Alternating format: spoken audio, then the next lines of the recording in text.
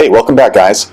So my name is Anthony Chambers. I am a real estate agent here in California, and on this channel I just talk about most things that have to do with real estate, and they're usually California real estate related topics. And today what we're talking about is leaving behind excess or extra paint in the house that you just sold. So this is a question that comes up usually pretty often towards the end of escrow. Maybe you're getting close to closing.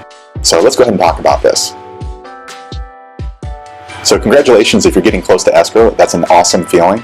And maybe you're cleaning out the house and getting rid of all your furniture or any kind of leftover items that weren't included in the sale of the home.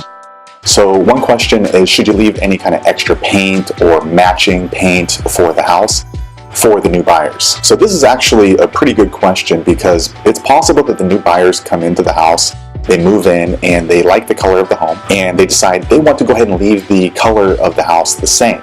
Paint's pretty difficult to match exactly, especially if it's been weathered over time.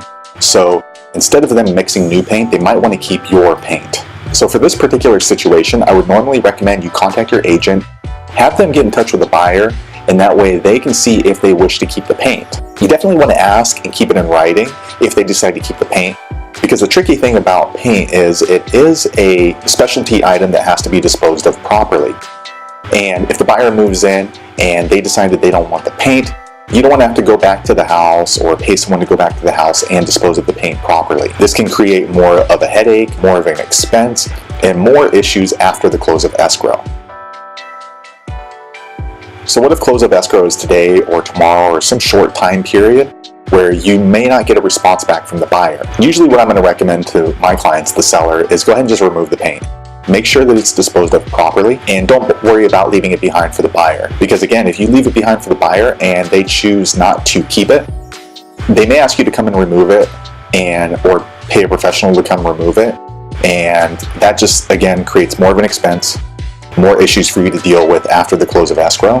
And if you're getting close to the close of escrow, most of the time the seller doesn't want to go lugging around paint.